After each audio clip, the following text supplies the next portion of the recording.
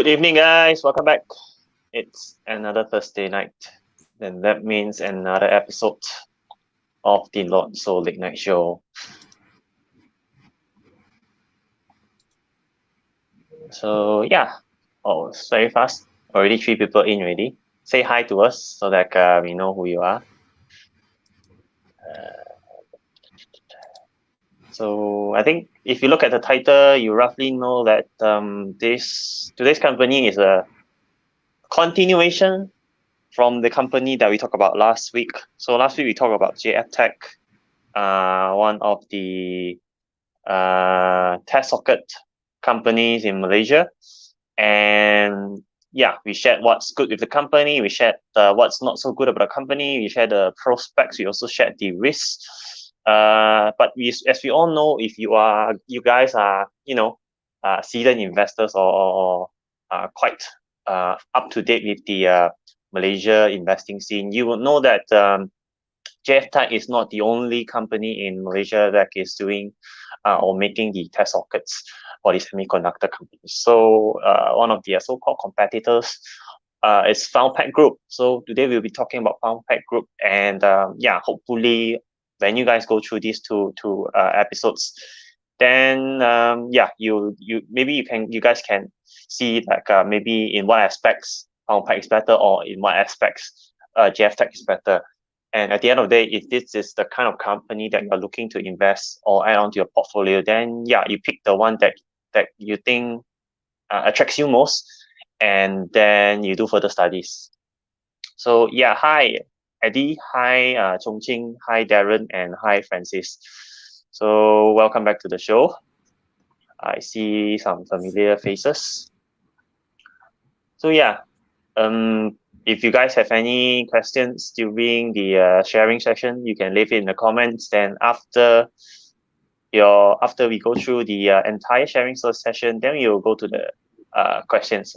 And sometimes it may not be questions as well. Sometimes it's just learning from each other. Sometimes some members that are watching the show, they also have very good knowledge in some companies. So yeah, we take it as a peer-to-peer sharing session, and every Thursday we do it 1 hour. So yeah, thanks Eddie. We also hope that this 1 hour that you spend with us every Thursday is beneficial and fruitful lah.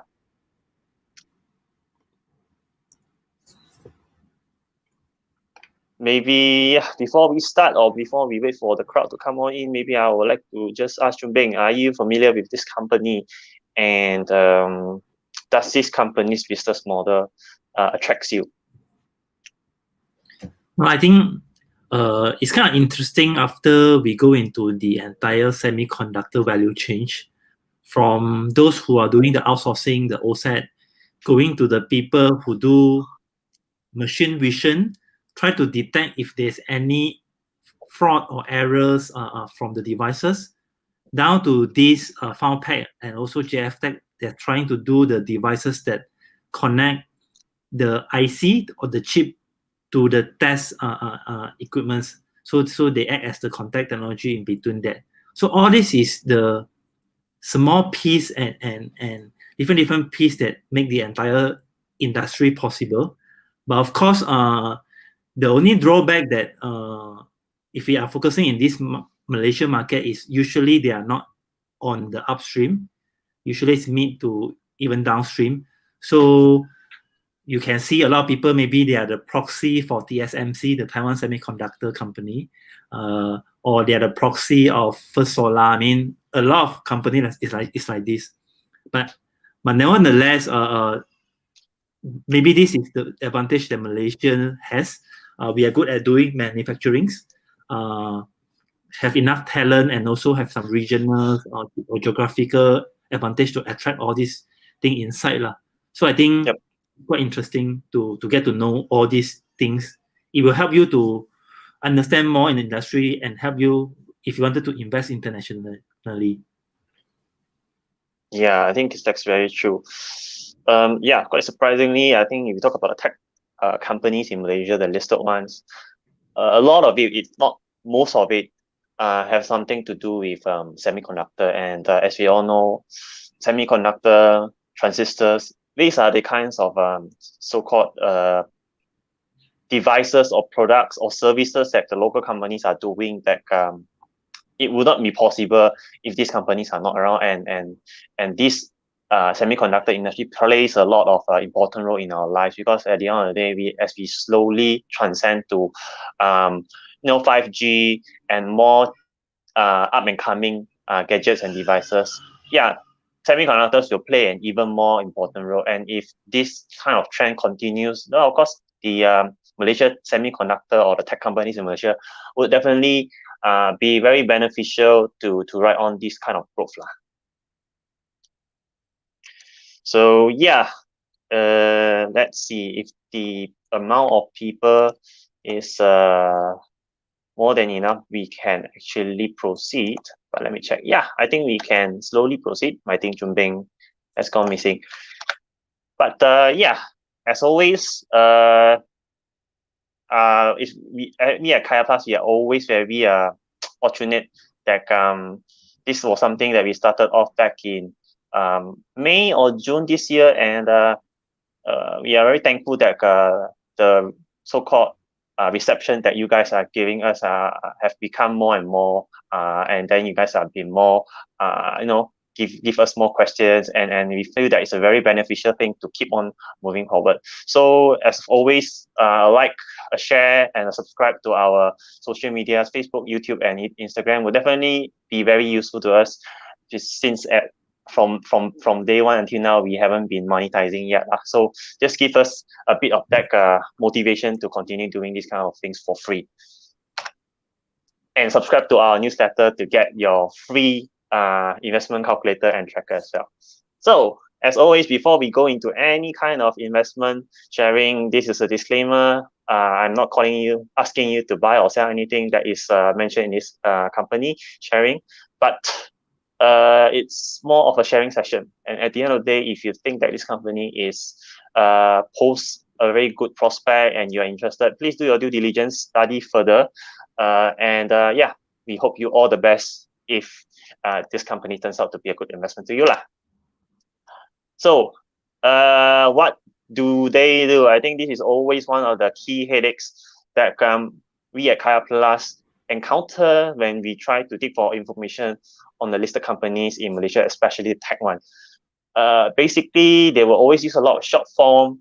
They always think that people who are not from a tech scene can understand their jargons, but it always takes us some time and effort to go around to actually figure out what these kinds of companies are doing. But Chun Bing, what does this company do?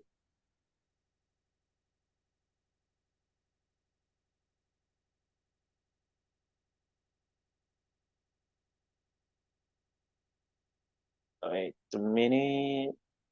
Okay, I think Chun Bing is a bit stuck, but let me take over a bit. So this company actually, as we mentioned, they are in the test socket business. So you can see in the middle part here, they produce high performance test socket and hand lead jig.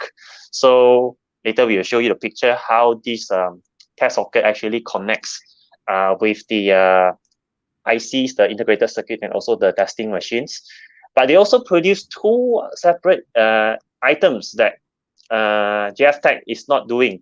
So basically, they're doing the stiffeners as well. So what is a stiffener? This is also something that we need to dig and find out what is the stiffener does or function when you test your integrated circuit. So the stiffener acts as a protective barrier, or you can say like a holder. So it's a test board to docking inside the stiffener, so that you can actually adjust the test board without touching the test board. So the stiffener is already manufactured or made to fit the different test boards, so that your test board can just be attached on top of the stiffener, and then if you can just touch the stiffener without touching the test boards. So that is the function of a stiffener.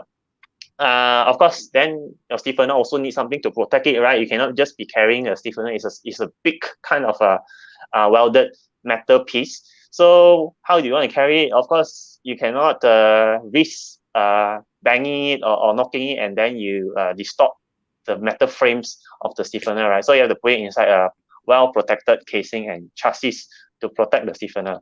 Once the stiffener reaches your end customer, then they can take it out, they can load the printed circuit board on top of that, and then they can also connect it to the test socket and then put in the integrated circuit to test it. So that is what they do and what they manufacture. So apart from that, they also provide a little bit of metrology and QA services. So their services, of course, include layout inspection, contract inspection, and then basically all the related semiconductor related kind of testings and inspection. They are also in that kind of services as well. But you talk about the main kind of items that they produce would be the stiffeners and also the test sockets. So here you have it. This also took us quite some time to actually find out how the things actually work. So you have your players or companies that make the automated testing equipment. So your equipment is just equipment that can help you test. But as we all know, chips come in different size, different pins, a lot of kinds of configuration. How you can ensure even though different kinds of chips are made, you can still use back the same machine and not buy a totally new big machine to test your chips. So there will be a integrator or intermediate which you have your test board with your test socket together, and your test socket will be customized to fit your device under test or your integrated circuit.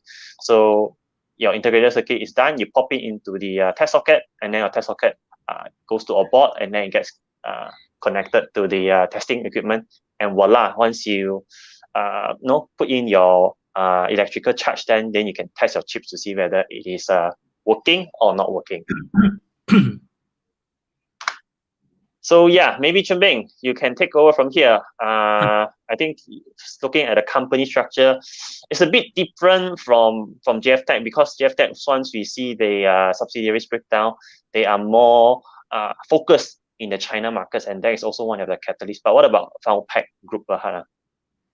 I think FoundPac Group Berhad is more diversified in terms of the client that they are serving, but of course, this FoundPac Group Berhad is the investing holding company as usual. They hold a lot of syndrome Berhad underneath, and then usually they split it. Some of it focus in R&D, some of it in manufacturing, and some of it. For this case, they have this FoundPac Capitals. It's more into the investment related kind of thing. It's quite simple for FoundPac Group Berhad if compared with other companies.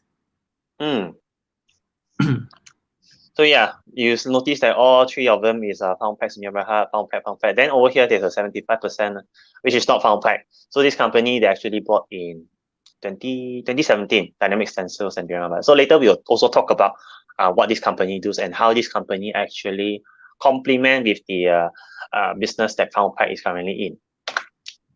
So here we go. Segment breakdown. What does how does FoundPac earn money? That's how we talk about that. They make stiffeners, they make test sockets, and they also make the chassis to protect the stiffeners, right? So all that is part under precision engineering. So that's the key part of it. So on the other hand, you have laser stencils. So laser stencils, what is laser stencils? Laser stencils basically is a little bit like the so-called stiffeners that they are doing. So mainly to make laser stencils or precision carve out metal components using laser. Previously, FoundPac was not in that kind of business, so they actually bought this company, Dynamic Stencils, Berhad, and then once they bought it, and then they sort of like built out a second revenue vertical. So they are not only in the semiconductor plastic molding kind of injection mold test socket, they are also in the so-called precision metal welding works, which is using lasers as their cutting. So you can see 2019, 2020, both categories have been growing very well, and that overall actually helped the company to grow their revenue by around 5 million from 2019 to 2020. So it's a very good sign that two different kinds of business verticals is actually growing together. So now we go to the geographical breakdown. Maybe Chen Bing, you want to bring us through which are the so-called key geographical areas of FoundPac Group when they do their sales? So I think unfortunately the previous slide we cannot dig deeper. I mean, it's basically what FoundPac did versus the company that they acquired. This is the only breakdown that we managed to find. So, but I think it's fine. The number look quite good. I mean, year on year there's some increase, and we believe the bulk of it come from the test socket and the stiffeners. The rest is sort of the complementary, not complementary. Is some services that go along with it. So it's a by the way kind of thing they also provide to the company. So when we go into this geographical breakdown, right? I think the key thing that's why we specifically draw out the percentage. The bulk of it for FY 2020, right? You can see some increase in the ASEAN region. Surprisingly, it didn't come a lot from China. I mean, if you were following us last week, right? JF Tech is like the one that China is the catalyst for it because of US-China trade war. A lot of people want to do testing, and then this is the go-to place. On the other hand, it's quite high risk because they are deeply associated to the rise of China, wanted to be some major player in this industry. But if you go into FoundPac, right, it's kind of diversified, go to different areas. The only significant changes we wanted to point out, right, is if you zoom into Taiwan, it go from 3% to 8%. Yeah. For me, it's kind of unique lah. Someone get some China company get from JF Tech, then technically Taiwan is the competitor in some sense, TSFC or all those things. They try to get from this instead. So I think it's healthy. But of course, China, you can say is a bigger bucket by its own.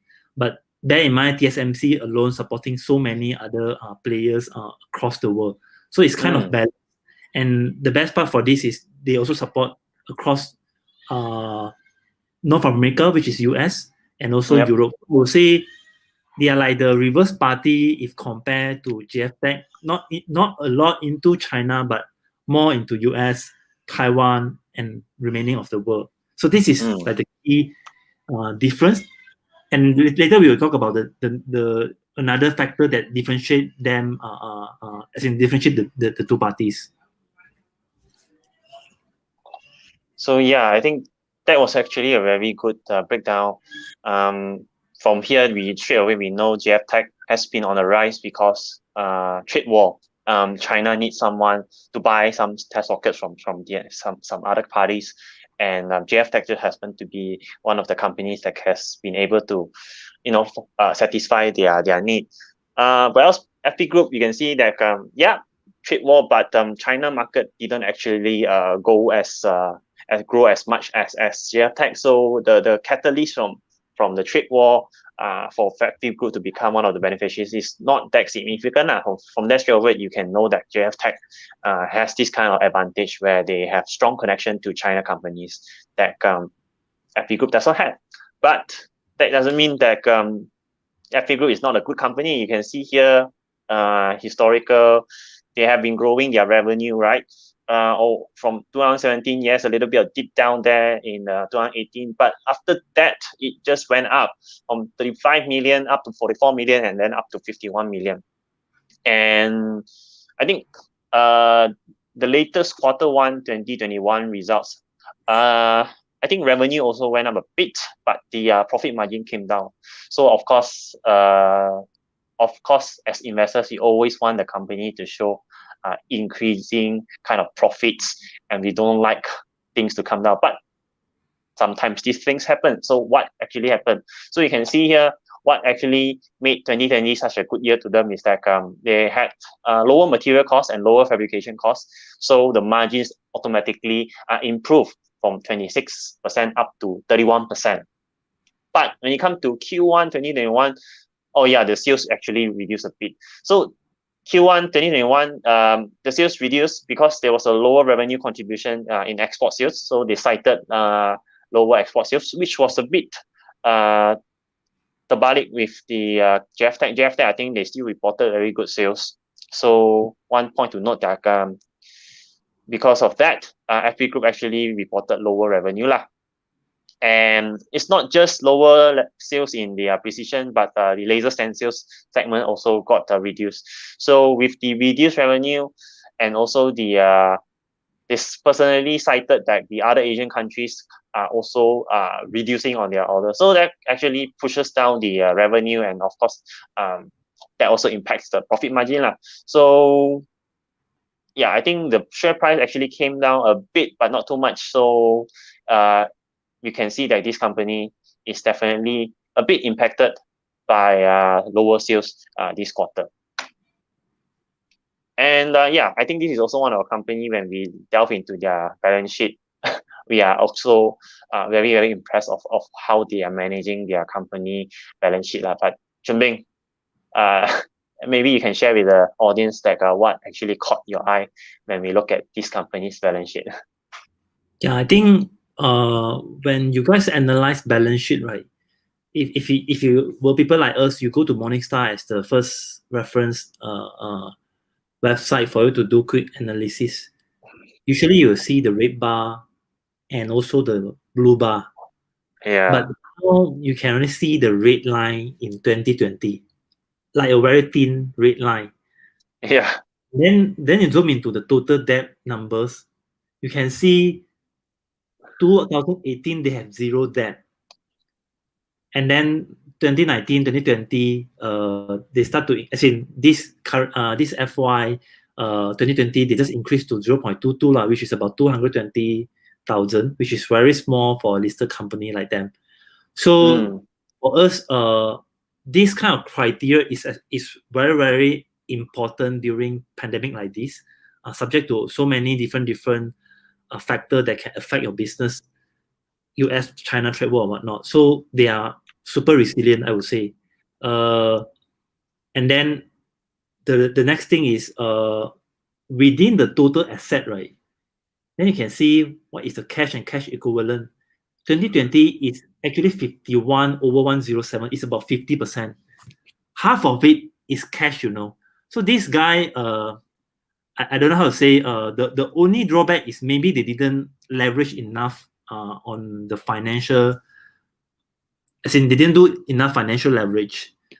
Technically, if this is so good, I can just take some loan and then expand my capacity, do more. But they didn't do this, which make them a little bit unique during times like this. But during good time, if they are this conservative, maybe not a good sign, but this is the time that they are able to show the strength because the time is so uncertain. So this is some of the highlight we would like to draw your attention. And then this is all the key thing you should always check. What is the debt to the asset ratio? What is the cash to asset? You know how this guy do their business. So yeah, I think that's a very impressive kind of balance sheet where they practically don't have any risk of running into situations where they don't have cash or money to pay their debt and borrowing. Because there's no borrowing, the bank won't come knocking at their door, and then they won't be forced to sell off plants, equipments to actually pay back their debtor. So moving on, you look at the cash flow. This is also one of the very nice cash flow that we very pleasing to see.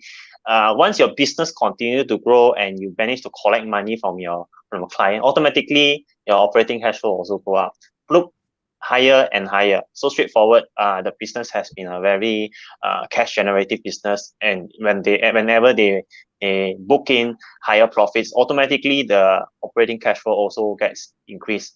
And yeah, investing wise, I think over here in 2018, you can see the red bar is significantly higher or low, or means they spend more because this was the year that they actually bought Dynamic Stencils and Berhad. And they bought this company without raising any capital, nor borrowing money. So the company has been, very profitable. They earn money, and then everything save on the bank account. Then the company in 2018 just say, oh, okay, I want to buy this company called Dynamic Sensors from Berhad. So what to do? I have the cash, right? I just spend the cash that I have earned previously. Yeah. So you see the red bar so big, but financing wise, they didn't need to borrow so much money. So the yellow bar is actually just smaller than the red bar. So with the internal generated profits, this company actually use it and then acquire Dynamic Sensor. Then after that, capex wise, they have been quite quiet lah. So the bars here is significantly lower, and then it has been on a cash accumulating phase again, which is why you see just now the cash has been increasing after 2018. Probe 51 million, another continue to generate, and yeah, it really boils down to how a company want to continue to grow the business, how they want to spend the cash. So that is maybe the questions I would want to ask and see if I want to invest in this company. So here, as if the so-called high-level balance sheet, high-level profit statements of this company is not sexy enough, maybe we also share with you guys, since they provide it in a very neat table, we just print screen and share with you guys. But Chubeng, you want to bring us through what are the key ratios that the company is giving based on a 5-year historical trend, and is this ratio good or not? I think that just want to draw some attention. I think just a quick one. Usually manufacturing company will have inventory turnover, and also trade payable or receivable. I think this one is kind of general, because a lot of trading company also do that. But inventory turnover is kind of important for manufacturing company, meaning how efficient they are turning over the inventory. So in this case, they produce a thing within 60 days, they can sell it off. So it didn't consume a lot of space in their storage. So all this is positive. But the key thing that you should take note is, it's very rare for you to see current ratio can even hit 23 back in 2017. So this guy, current ratio means what is the ability for us to pay back the debt in simple terms. And then this is very, very impressive. It's 12 times, meaning whatever they have inside asset, all those things, they can, in the current asset, they can also easily, they're like 12 times more than that if you take the 2020 figures. So all this is impressive number to me. Nothing much to cover on trade receivable and trade payable. I mean, because you don't really have a lot of comparison that you can do. But inventory turnover, you should always note if it somehow suddenly prolonged from 60 days to 100 days, this is some signal you should take a look. But if it historically has been 50 something to 60, then it is fine. Nothing big thing happening. Yeah, maybe perhaps you could look at the trade payables turnover period. So yeah, I think during the pandemic also, they also have been quite smart, even though they are so cash rich, right? So they even managed to increase the trade payables turnover from 51 days to 86.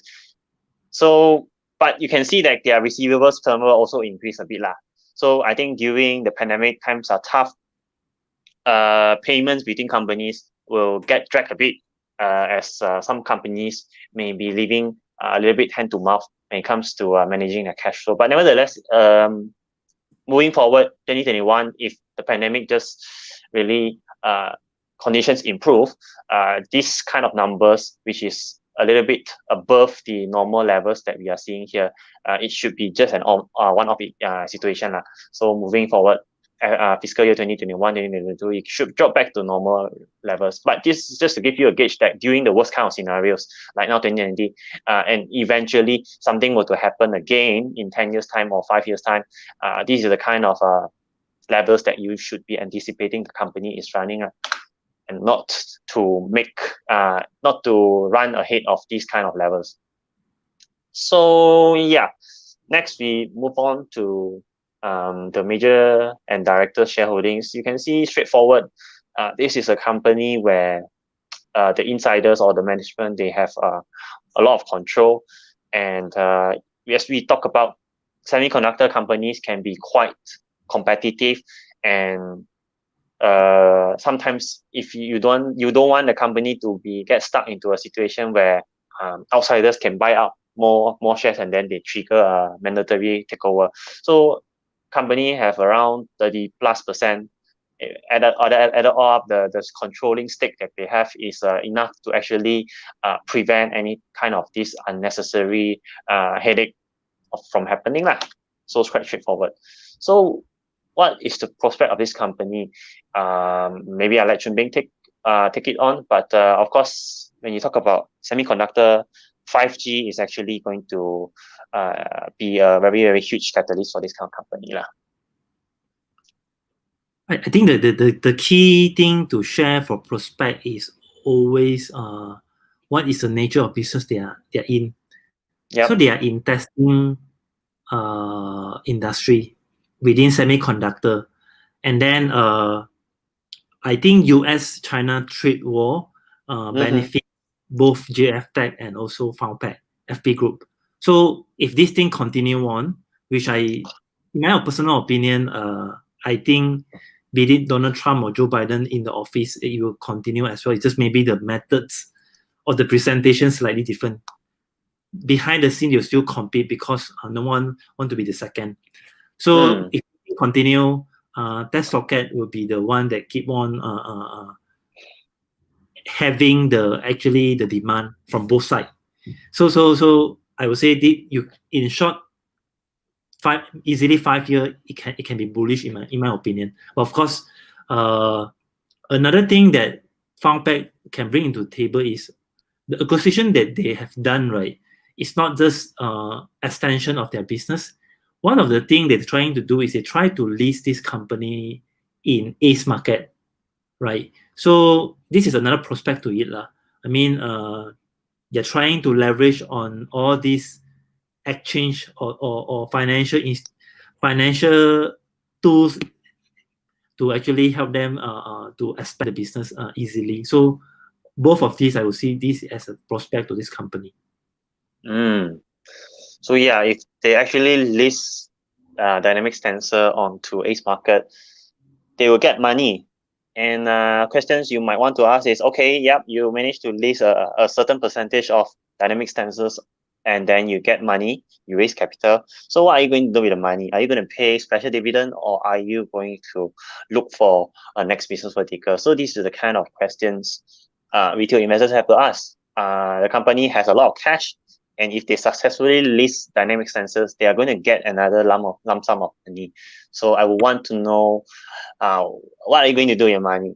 And the money is going to grow and grow and grow. Current business is also very, very cash flow positive and cash flow generative. So with that amount of money, what is the company's direction? Else the company holding that amount of money and cash, never do anything, also will be not beneficial to shareholders. So yeah, you talk about risk also. So yeah, this company, if you talk about how they actually run their business, you'll notice that they share similar threats or risks with their competitor JF. So even though we check with them, their testing sockets actually they do not file for any IPs, but we do not know whether it means they do not file for any IPs means that they don't have any IPs to protect their own design. But that doesn't mean that their competitors can actually file for an IP claim from them. So last week we talked about JF. They actually got IP sued by this company called Johnstack. So I presume that JF they needn't know that their designs actually got so much similarity that Johnstack have managed to launch an IP sue or court case against JF. But nevertheless, if you look at this, then it actually puts FP Group at a higher or more potential risk, because you yourself don't have IP to protect your testing sockets design. So that means that you cannot sue other people, but other people potentially can sue you. So that would be one of the key things that you need to consider, or you may want to dig deeper to see how these kind of things work. And also, we just talk about it. Also, in Malaysia, you have JF Tech as one of the competitors for FP Group, but internationally, we also look at how FP Group sells a lot to the North America regions. And when you talk about North America, these are the key players that your company or FP Group will be competing against with, Johnstack, Xera, and Co. So you might want to see what FP Group can actually do better than these three. And then you can only reaffirm that FP Group can continue to grow. And their main market is in the US. They can actually be better than these three, and that makes your investment thesis more solid, and the prospects of FP Group to overachieve and overperform is higher.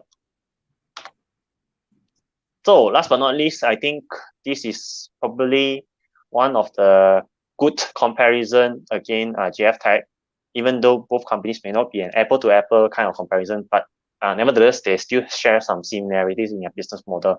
Maybe I'll let Chun Bing give his opinion, comparing the PE, comparing the ROE against JF Tech, and does this company actually provide more value to potential investors at today's price of 90 cents a share? So if you guys follow our presentation last week, right, the title we put is a test socket player in semiconductor that is hitting 100 each kind of PE. And then if you take a step back for today's presentation, it's only about what we have put in is 35, 3 times. Then you think what is the advantage that JF Tech has over them? This is the easy thing, that because even though it's not apple to apple, there must be some reason. We can putting out a few points that maybe make JF Tech slightly more attractive, but you need to judge yourself. So first thing is JF Tech have a few IP filed in different places. Yep. Of course, they have some issue in US, but in China, all those things, they still hold the IP themselves, and they still manage to make the sales over there. IP versus don't have IP. Then we zoom into it. Can this IP help a lot? Yes, but not significant. I purely look into the profit margin. So I did some quick comparison back with JF Tech, right? So if you can see the one that we put in here, the TTM profit margin, the trailing 12 month is 29.8 as of today. But for JF Tech, it's about 35. 3 times different, but in terms of profit margin, it's just about there. So does it make a lot of impact or not? I think you guys should also think about it. Then we talk about the annual growth and all those things. I would say it's kind of similar.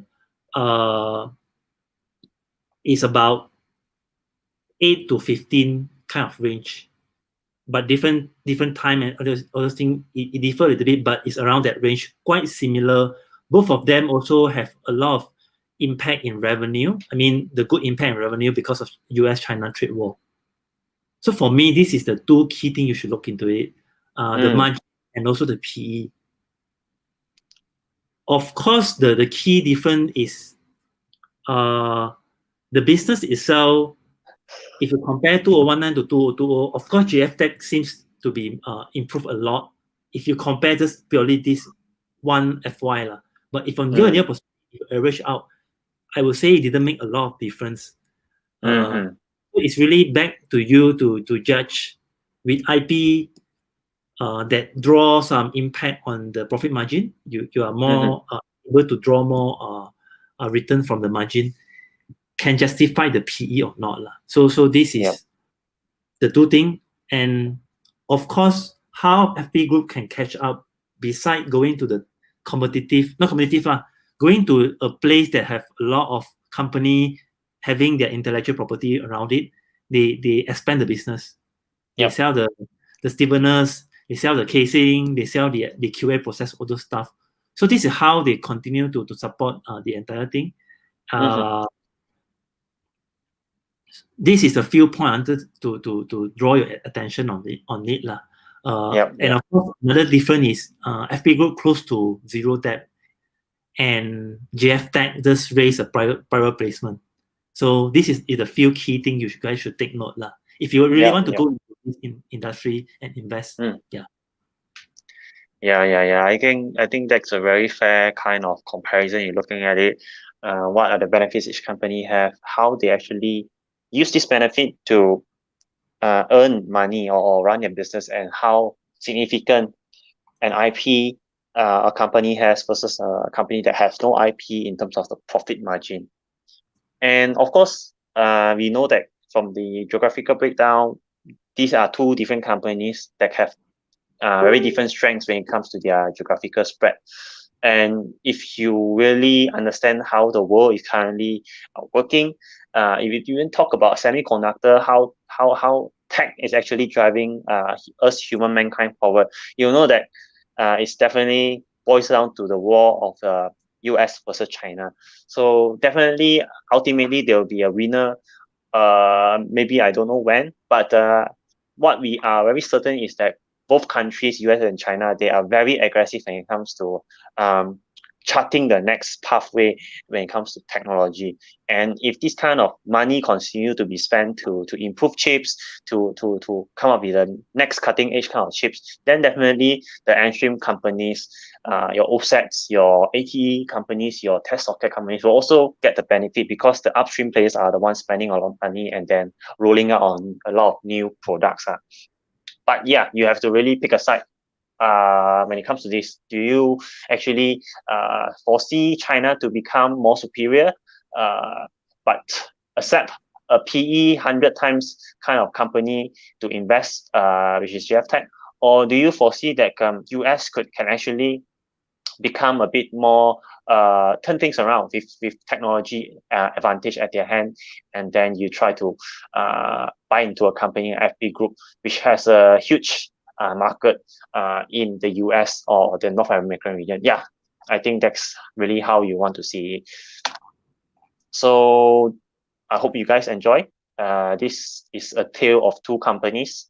It's quite similar business, but different kind of growth areas or geographical spread. And yeah, you really need to find out which company or which country could be the so-called victorious one in the future, because that will actually play a very huge part in each company's prospects and growth lah. So yeah, I hope you guys like it. If you have any questions, let us know in the comments. We will try our very best to answer them.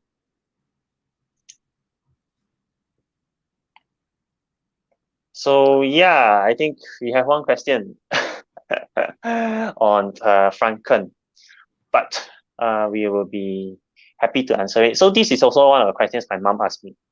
So after she saw our presentation on Franken, she also keep asking me, how come Franken share price keep dropping? As a very good son, of course, I did spend time to actually find, but I don't think I find any news on what is triggering Franken sell off lah. I think the share price actually dipped 50 cents already. Let's see, Franken share price. Oh, it went up around there. So it was probably near to 4 ringgit, right? But I think just for the benefit of you guys lah, Franken is the one inside precision engineering as well. Everyone is in precision engineering for semiconductor, but they are more into the cleaning part of thing, not the testing. So it's precision cleaning is one of their major thing, and then they are serving TSMC, if I'm not mistaken. I mean, we did this presentation long back, but this should be their major business. I would say it's like the proxy of TSMC lah, in a way. So to me, right, if you look into the price, actually the bullish has been reflected I think no harm for them to do some correction. They have been hovering about 250 to 270 for very long. Of course, you don't talk about the much major sell-off because of pandemic. They're always hovering about 260 to 270, I would say, that range. And now it's about today 3 something, right? 330, right? Yeah, 330 330 today. And then, of course, it used to go to 4, I mean, past few weeks or months. 370. Yeah, close to 380, 370, that kind of region. So, yeah. This is something, I mean, not a very big fall. From 260, they increased almost 1 ringgit, and then now drop back a little bit. I think it's all right. They also not a very cheap stock. They are about, with this price, they are about 45 PE, you know. Yep. But of course they have a lot of proxy in it lah. TSMC is one of it, and TSMC has been hitting the historical high price lately. Then a lot of people ask why FoundPac didn't follow lah. But just think about it lah. How frequent you will buy the precision cleaning facilities? I mean, they will be cycle. It won't, because of the thing, then keep on buying, right? So this is the nature of business you should understand lah. But I think I share the same opinion like Japan. Nothing really happened. Maybe some big shareholder within FoundPac need cash. I always see this as positive sign, you know. Because this didn't impact by whatever news, and then if you have been following this thing, it did for no reason, and you have confidence, you should buy. In my opinion, I mean, usually I see it that way. Because someone just wanted to cash out some big shareholder, and then you have the chance to enter at a slightly lower price. But the prerequisite is you have been following this company, and then you have confidence in it lah. Don't buy or sell on news lah, because this don't have any news as a basis to support it. So maybe it's a good chance if you are confident with this company, because it just dropped. Some big shareholders just pull out lah. Yeah. Unless this pull out is some insider. So yeah, okay, we did our due diligence also. You look at the latest Q3 balance sheet, still strong as ever. The debt actually dropped a bit. Cash on hand is close to 50% of their total asset. So it's a very, very strong company with no big risk that we can see as of now lah. Of course, the share price have been coming down, but it's still at 45 times PE. I think their latest quarter reports was also the quarter that they actually registered higher net profit also. And Q on Q, they actually grew their revenue. So this was a company, if you look back, quarter 1, quarter 2, quarter 3, 2019 versus quarter 1, quarter 2. Every year, every quarter, they are growing. Got pandemic or not, don't have pandemic or not, they still grow, because so luckily their big client in Taiwan is not quite badly affected than the pandemic than the rest of the world. So Taiwan is one of the countries that actually somehow escaped the pandemic, and probably that has actually boosted TSM FoundPac's business, even though this was a tough year for a lot of people and a lot of companies lah. So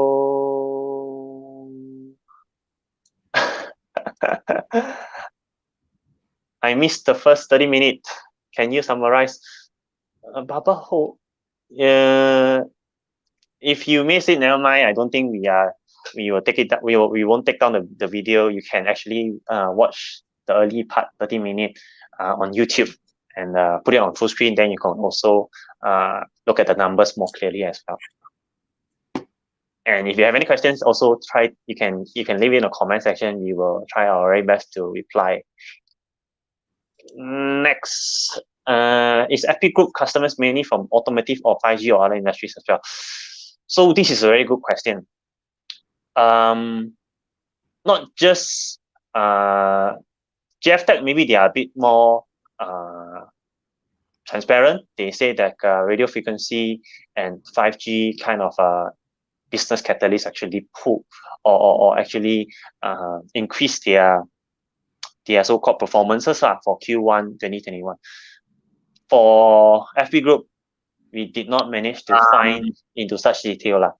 So, but if you look at it, I don't think they really did spell out that kind of that clearly. And we also could have a little bit of difficulty into probing and asking or digging for more information. So we cannot find the breakdown also or how much they depend on in respective industries. But if you do find it, you can let us know, and you can leave a comment after you find the link of the article, but we are not able to find it.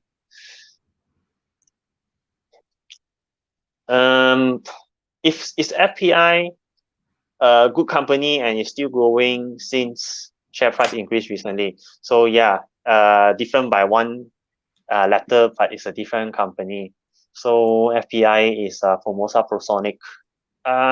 Maybe we will cover this company in 1 or 2 weeks' time.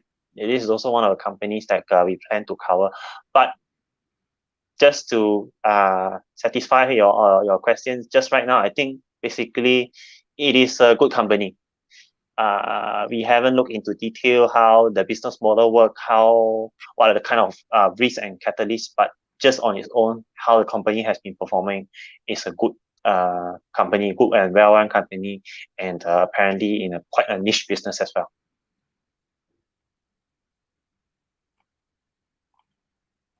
So next, also a question from Sun Chen.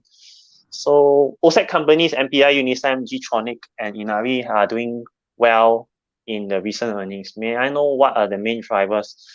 Sun Chen, so as of now, if you can notice that how companies all around the world, or if you are into the tech news, you may have noticed that we have been breaking a lot of records or overachieving in terms of technology breakthrough. So take for example, Apple just launched their new chip. Their latest iPhone 12 Pro Max is 5 nanometer, the first that kind of size mass produced and commercially roll out in their smartphones. So when your company or like Apple is able to come up with such a delicate chip, and they don't do the chip themselves, so this kind of breakthrough will definitely spill over benefits from the top stream or the upstream players to the midstream players, and also eventually to your downstream players like OSAT. They don't do the chip, right? And as we also know that China and US has been in a trade war, and the trade war is not just purely in terms of export and import, but the most important one is US trying to stop China's progress in terms of the technological advance. So you can see a lot of US technology, US just block it from being utilized in China. And in terms of chips also, they do not want Huawei to actually have access to the high quality design or the high IP kind of chip. So what to do? China still needs to continue to innovate and grow, even if this kind of challenges persist to them. So MPI and Unisem, I think, are two companies in the OSAT line that are benefiting from China, which is becoming one of the key contributing revenue players. And of course, Inari is benefiting from the smart food 5G catalyst as well. So this is why you see your OSAT companies have also been tagging along with the other semiconductor companies.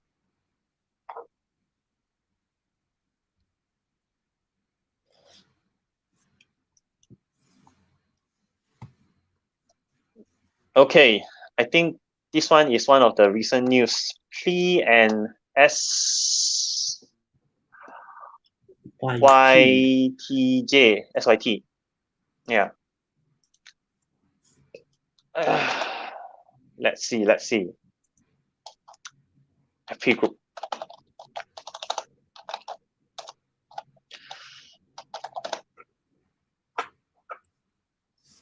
While you're checking on that, I will answer one of the questions. So I think EC is asking, tech company are you guys? I plan to answer this first. Is it all tech stock has low dividend payment? Generally, yes, because they will position themselves as a company in the high growth track. So in order for you to realize the high growth potential, usually you will take all the earnings and reinvest from a company perspective. So if you need to take the profit to reinvest, you won't have the capacity to give additional dividend back to the consumer. No, back to the investor like us. So typically, tech stock will not giving dividend unless they already reach a state that they are very comfortable, and then they plan to share it out to investor like us. So typically no, and you should be worried as well if they start to give consistent dividend. This might not be the growth stock that you're looking already. They already become a dividend stock, and usually this equivalent to a slower growth cycle. Which is quite true lah. So growth companies usually, because at the end of the day, companies will always generate cash from their business. And if you are a growth company, you will want to hang on to your cash, and then you want to actually reinvest it to your business. And that's how you grow, and that's how you get your name or money, or you qualify yourself as a growth company.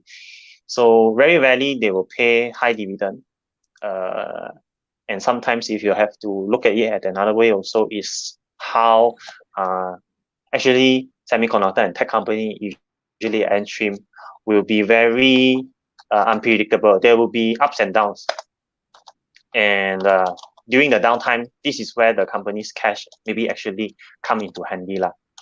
Because you will never know how long the company can tahan when tech companies or tech scene is actually experiencing a downturn.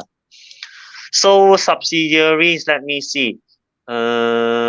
Acquisition of subsidiaries net of cash accordingly. Yep, okay, here. Subscribe to Please and Niran Berhad and Xinyuan Technologies Incorporated. So yeah, let's find out what this company do. Please and Niran Berhad and also Xinyuan Technologies. Plea locator, wait. So I think Plea is a company that is doing GPS. Plea locator. So yeah, Plea is doing GPS, and Xinyuan is actually doing let's see. Xinyuan is doing chip inductor. So straightforward, I would say that Xinyuan is something that could be synergizing with currently what they are doing. Anyhow, they are already in a business where they are making test sockets or whatsoever, which is supporting the semiconductor business. So Xinyuan SYT specialize in providing equipment for SMD coil or chip inductor. So that would actually come in handy or complement their current test socket business. So that one's straightforward. Whereas Plea is more on GPS and IoT. Okay. So here, yes, mentioned that this Plea is also in the IoT solution and technology. So from here straightforward, I would say that you would be seeing Active Group serving or targeting their customers who are not in 5G so much, but maybe in the IoT space or maybe in the smart tech kind of segment. And by their management judgment, these two investments actually would help to complement their upcoming sales and services to their customers. How good yet, I think, is still very vague. Basically, in their latest quarter report, they just say that these two companies become their subsidiaries. And I don't think there are a lot of news covering it, so it's a bit hard to gauge. But it's actually a good sign, because actually the company is spending money, they have so many money, and then they are putting into good use by subscribing to shares of other companies and making them their subsidiaries. So it's more on the monitoring in the upcoming quarters and see how PLE and SYT actually contribute or create value to current FP Group's business model. So thanks for that for that question, and I hope it's a good answer for you. So I think this is another question that is not related to FP Group, but your views on Tesla. Thanks for answering my question earlier. Maybe I asked Chun Bing to give his. Do you have any opinions on Tesla, and what are they? I think Tesla is in a very unique business space. Is they make it or they lose it lah. There's no something in between. And what is happening is the share price grew since right after pandemic, it just skyrocketed lah. But if you look back their previous earnings, right? I mean, there has been loss making, but they have been able to actually innovate to come up with new version. And then I'm so happy that right now their PE can appear some number, because last time they cannot appear number because it's negative, right? And then I think now it's about 1,000 plus PE. Using current performance, you pay for it in 1,000 years, you get back. But of course, if you compare PE to growth, right? Let's say this 1,000 divided by hundreds, it grew 100%. I think something possible because they didn't make much money, all those stuff, right? So all this still make their valuation didn't look super expensive, right? But then no one know when. So this is the key problem. And even though you know when, right, when it happen, it still take time to actually reach the stage that you can realize the play, the money, and then because PE is priced to earnings, right? But you have debt lah or whatnot. Those things is something that you still need to repay back. Those is the factor you should also look into before you invest into Tesla. But of course, right now, if you wanted to go for a super high growth engine, maybe they are one of the target you can go after lah. Facebook no longer there. Amazon is that big. And good supposed to be the next giant, cannot go into listing. I mean, there isn't any big company that have this kind of potential in the market. Not much choice, in my opinion. So if you can just put, I wouldn't say gamble lah. You can try it out, because it really have the potential to hit that level, but it's hit it or lose it totally lah, in my opinion. But if you enjoy this kind of thing, there's another vehicles. I mean, Bitcoin, all those things has been so crazily being the price movement is so much, right? So it can be another one, give you much quicker return if you manage it right lah. Tesla still take a lot of time for you to actually make quick money, in my opinion. So for me, it's not expensive if they make it, but no one know when they can make it. And if you're following electric car, right? Of course, they have this is like their proprietary kind of technologies. They're using lithium-based battery, but some of the country like China, they already go into hydrogen-based. If hydrogen-based make it right, this lithium-based is worth nothing, because lithium something how to say, it's something that's limited like petrol. Of course, not as critical as petrol lah. Now people are projecting if petrol continue to go on in this rate, they might completely finish by 50 years or whatnot. They are not that critical. Hydrogen is technically free lah, So if that thing really happen, Tesla will worth nothing. So this is the biggest threat behind. Yeah. So to tap on Chun Ping's opinion, basically, yeah, Tesla is one of the most established EV makers, battery maker as well, currently in the world. They have, I think this is also a company that I previously looked into. In terms of market share of the EV vehicle in US, they are having an 80% market share. But in terms of just amount of cars versus the other normal cars, they are still less than 5%, if not mistaken. So if you see how another is like a potential for them to grow lah. I mean, if they just keep selling cars, eventually they will reach there. And now demand is more than supply. So even though a lot of people might want to buy a Tesla in the US or in other parts of the world, the factory is not fast enough, producing the cars fast enough, and there's a waiting period. Every time you cannot just go to the Tesla factory and then say, I want a car, and then 2 weeks you get it. No, you have to queue for it because so many orders are there. And yeah, it will take time for the company to actually build up the capacity to satisfy the current demand they have. And of course, in terms of EV, there are a lot of competition. China makers, NIO, XPeng, a lot of other up and coming China car makers are also venturing into EV as well. And after that, as Chun Ping mentioned, will EV be the new frontier, or hydrogen fuel the alternative route? So it's either lithium ion electrical charge battery cars, or lithium or hydrogen fuel. So either one would actually command the major market share.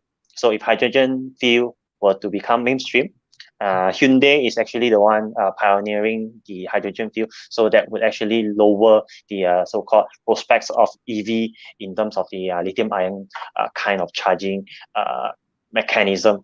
So Tesla and the other EV will see their prospects get slashed a lot lah.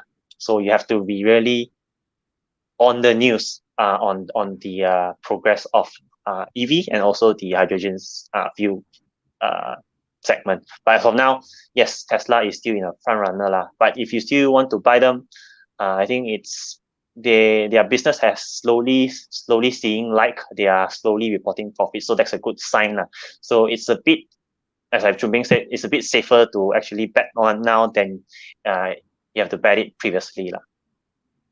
So yeah, wow, that's an interesting topic. I think Tesla itself could maybe be a whole new topic because it's a very controversial yet exciting company. So what tech companies are you guys holding now? Maybe I will answer this. I hold majority tech companies in the US. So Google, Facebook, Microsoft, and locally I think just one, which is Vitrox.